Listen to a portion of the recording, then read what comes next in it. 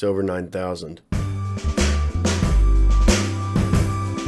everybody, welcome back, and if this is your first time, welcome. My name is Max Haddad, and today I'm going to tell you about what it's like to be sick. Help me. I'm not that sick, and it's not, the big thing going around, but sorry about not putting up a video yesterday. I don't feel great, and I was sitting thinking, what can I make a video about? I took yesterday off. I didn't feel good about taking 3 days off. And I was like, you know what? I'm not the only person that struggles when they're sick. And maybe I'm worse than most. I don't know. I don't get sick very often at all. In fact, the majority of my illnesses ever have been drug related, like withdrawal, stuff like that. So when I get sick, like normal person sick, honestly, first my brain thinks that there's some type of like post-acute withdrawal happening, and I gotta talk to somebody, and they're gonna be like, "You've been sober for way too long." That's not what's happening. And I'm like, "Oh, I must be regular sick," and I don't handle it well. I used to struggle really, really bad because I wanted to work on whatever I felt passionate about at the time, right? I wanted to go kick ass at my restaurant job. I wanted to go do stand-up, whatever. I was sick, so when I couldn't do that or shouldn't do that, whatever, I felt guilty. Like I didn't want to give myself time to rest. And I'm not quite that way anymore, but, like yesterday, I needed to relax. I do have a fever. It's not over 9,000. But taking yesterday off, at the end of the day, I was fine for most of the day, but at the end of the day, I was having a really hard time not beating myself up for being sick, being human. Every now and then I talk about how I don't go to AA anymore and I have some problems with it, whatever. But as a whole, most of my experience there was positive. There were some gross people and there were some things that you would hear that were BS. And yeah, it is kind of like a cult sometimes. But I've said also that I would go back if I felt I needed to, if I felt I wanted to, and it would feel like home. And not because I've been inculcated, but because it's a good place for really everyone. It's intended for people with drug and alcohol problems, but same thing. But, anybody can go. But what am I saying? I'm very scatterbrained right now. I had a really wonderful sponsor. I had many sponsors, and all of them had strengths and weaknesses. But the sponsor that I stuck with for the longest period of time was actually a woman. And they say men should have male sponsors and women should have female sponsors, like ignoring any type of gender fluidity and ignoring the fact that, not everybody who is interacting with someone of the opposite gender or a different gender, rather, that they might be attracted to, has to act on it. Like, I was able to have a female sponsor, and I just, when we were talking about the steps, I wasn't like, well, let's fuck instead. It wasn't like that. And many people are capable of what I was capable of. It's another human, and we're just like if you work with somebody, you keep it professional. We're doing the steps. And I wasn't attracted to my sponsor, but my point is this idea that you should have to have, if you're a man, even if you're gay, you should have a male sponsor because some guy in the 30s came up with that, I guess. And we're just going to keep saying it instead of asking why. And is that the best for the individual? But my sponsor that I stuck with for the longest was a female, and she had, well, I'll tell you what she has right now. She's got 47, 48 years sober. She's awesome. And she's a legitimate drug addict from what I understand. I mean, I can't prove it, but what she told me about her experiences, I think that she had a real problem with opiates. And we got along really well. And the reason I'm bringing all that up, again, I won't say it again, but I'm sorry for how scatterbrained I am today. I just am not doing well. A few things that she would say to me, one of which I can't help but think about right now, which is, you lack the humility to accept the fact that you're human.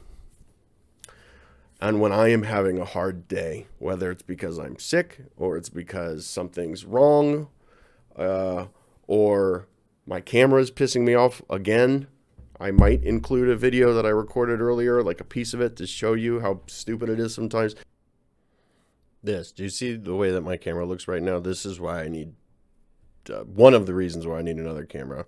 Look how gray I look. I am sick today, but I am not literally dead. And this just happens. I restart my computer, bada bing, bada boom. And all the color drains out of my face. Whenever something's going wrong, whether it's physical or emotional or whatever,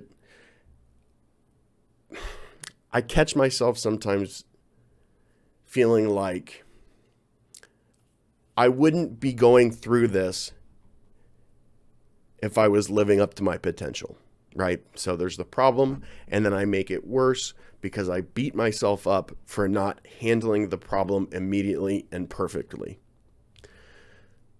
And that's what she meant is you're human.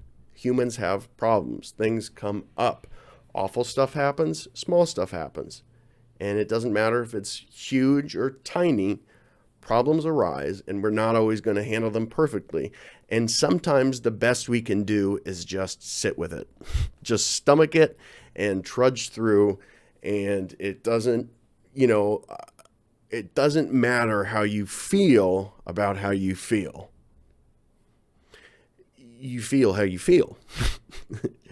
I think it matters how you think about how you feel. But let me rephrase that, because I think it does matter how you feel about how you feel. But what I'm saying is your opinion, my opinion, that I shouldn't feel this way because I'm strong. I've been through worse. It's just a virus or whatever. You'll get a new camera. Like, people like your videos, even if the camera sucks.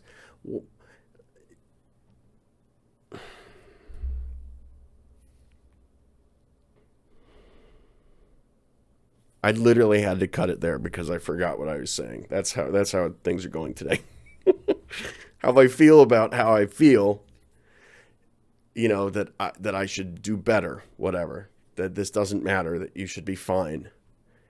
There's so much should in that I get caught up on something that is just my opinion and not reality. And the reality is today I'm sick. The reality is today the camera stinks. Your reality might be one of your kids is struggling in school, or, your job stinks. Your boss was a prick today, worse than every other day, and you feeling like I should be able to best this because I'm awesome, and you are, and I am, and it doesn't matter because the problem is getting to you, and you have to accept that the problem is happening, whatever it is. The situation is real, and it's making you feel this way. So me lacking the humility to accept the fact that I'm human is manifesting today as my refusal to accept the fact that doesn't matter how guilty I feel, it's not going to make this sickness easier so I can approach work more positively today. I'm pretty unmotivated. And for whatever reason, I've convinced myself that last week I wasn't very productive. I don't even know if that's true. And so today I feel like, well, now you're sick. So now you're going to have another bad week. Like these thoughts are cropping up. And I'm fighting right now because I want to stop the recording, throw this video out, and try to re-record something a little bit more lettered and more well-spoken. But this is how I feel today. And I'm sure there's somebody out there who is having a difficult day as well, whether it's for the same reason that I am or whatever. So my struggle today is accepting the fact that I'm human and that I'm having a problem. And it's not a big problem. It isn't. And I'm not saying that so pick yourself up by your bootstrap next. I just mean it isn't. So I'm not saying this for pity. I don't want you to worry about me. It's not that kind of anything, but it is what it is. And I'm going to have to let it run its course. And the best thing I can do while that's happening is do my best, show up to the computer and record stuff and edit stuff and answer comments and blah, blah, blah, and do the do and do to do. But also, I might need to sleep more than normal, which is I already do that a lot. And I might not, feel like exercising as much as I normally do. I might just go and exercise and give it 50% just to keep the habit alive. You know, I might not take Nolly for as long of a walk. Like, there's stuff that is going to have to change because this is real and this is life. And I can sit in my experience and I can deny that what I'm experiencing is real. And I can deny it in any number of ways. I can just flat out say, no, I don't believe it. I can make shit up like, oh, you were lazy last week, so now you're going to be lazy today, blah, blah, blah. You shouldn't be. So just act as though you don't need to be easy today to rest. You know, there's a million different ways I can deny that what is happening to me, in front of me, around me isn't happening. If you're stuck in a bad marriage, you can say, well, it would be wrong to do anything until, my kids are older, or I won't be able to handle not seeing my youngest. I'll have to split custody and I just won't be able to stand that. And unless you've done that, you don't know that you can't do it. I'm sure you'll know, I'm sure that all of us know when something is going to be good or when something is going to be terribly upsetting. But I don't think in most cases, until you have gone through something, that you can know how adeptly you'll be able to go through it. Before I went to prison, I had no idea how strong I was. I knew I was physically strong and I projected strength and confidence. And there was a lot of insecurities, but I was confident. Comedy helped a lot with that, all sorts of stuff. But I thought I was a fragile snowflake and I was going to go to prison and just have to be, play possum and constantly be on guard. And yeah, some of that is just the prison experience, but I was not a victim of my prison experience. I mean, I was a victim of it as much as anyone in prison is, but after that, I was basically having the best prison experience possible because I don't know. I just came out on top of stuff. I just put in an effort to make it as positive as it could be. And people liked me and liked me for all sorts of reasons. And why am I saying this is I can make up a reality about what today is. The reality this made up reality that I'm sick. And last week was bad, and now today and this week is going to be bad because I'm sick, and you're always lazy, and look at what you do, and you don't do, and you stink. Or I can have the actual experience. I can live in this truth, this thing that is not imaginary, that isn't colored with a bunch of thoughts that I'm having, and I can just do my best in it. And my experience in attempting to do that on good and bad days is that at the end of those days, I don't think whatever it was ever went worse because I chose to do that, to live in it, as opposed to making up ideas and trying to manipulate and move things around to hurt or make my feelings better. The outcome was always at least what it was going to be, and usually much better. Now, there are times in your life when you have to think, like it's an intellectual exercise. You have to strategize and plan. You can't just show up to everything like the Dalai Lama, ooh, it's all happening and we're all, ooh, it's not, how the Dalai Lama is. That's not the case with everything, but something like this where I'm a little sick and I can just show up and do it, or I can sit here and play pretend in my head about how much I suck, and I just don't need to do that. And the only thing that's going to do is get in the way of me being as productive as I can be. Even if being productive today is only 70% of what it could be on a different day, sitting here thinking about how bad that sucks is not going to help the productivity. And life is not just about being productive. I'm just using what's happening right now as an example. Productivity is not always the end goal. And half the time when I say productivity, if not more than half the time, I more so mean how effectively are you being an active participant in your own life? as opposed to someone sitting on the sidelines, right? Like you're here, but you're actually sitting back here commenting on what this person is doing. Oh, this guy sucks. This girl sucks. She's stupid. She doesn't say anything funny. She goes and tells jokes and people don't laugh. Oh my God, how embarrassing. Or you can just be this person as opposed to this critic sitting up here and you could just have the experience. I don't have a clue if any of this made sense. I know some of it did, but like seriously, in the clouds today. Stinky virus clouds. I just felt it was important that I make this video. I know a lot of you enjoy it when I just show up and talk and it's just me being me. Well, and I kind of do that every day, but like when it's like the video where I had to toss a recording out. And so I just had to come up with something quickly and just be honest with you. You like that. And I appreciate that you do. And I like that. But yeah, I think that this is valuable because this is really what it's all about. Like the successes feel good. The failures you can certainly learn from, but that learning happens in the middle of the experience. It doesn't just happen after the fact.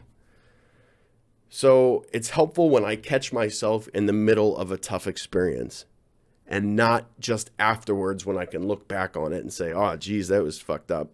Well, what did you learn from it? But to see me in this seat today, struggling, not wanting to do anything really, and still doing it and trying to be positive, and not even just trying to be positive, but trying to be realistic, is the thing that we don't get to see, the thing that we don't talk about with each other. You know, like we talk about when somebody fucked up and we talk about when somebody killed it, you know? How often do you hear about the work, though, really? Unless you're reading somebody's autobiography, you're basically just reading a list of things they did, that they did well or they screwed up on. Even when I get, like, you know, advice from my dad, who gives great advice. Hi, Pops. It's like, here's this, that, and the other. You know, I did this and this happened, and I did that and this happened. But not often do you get insight into somebody's actual experience of the thing. And that's part of the reason I love YouTube so much, or just making videos. It has nothing to do with the platform. Thanks, YouTube. Not a sponsor, literally. You get to see people's experience if they're willing to show it. You don't just see, it's not Twitter, it's not Instagram. You're not just seeing bullet points. You can see the real thing happening. And that's not like, I made it sound like you never get to, but it's not the norm for sure. Typically, you're just seeing outcomes. And I think what I know, I'll speak for myself. I know that when I am struggling, and I don't have any heroes anymore. I have people that I look up to, but they're definitely, it used to be Bob Dylan and now it's like my dad, you know, like I said.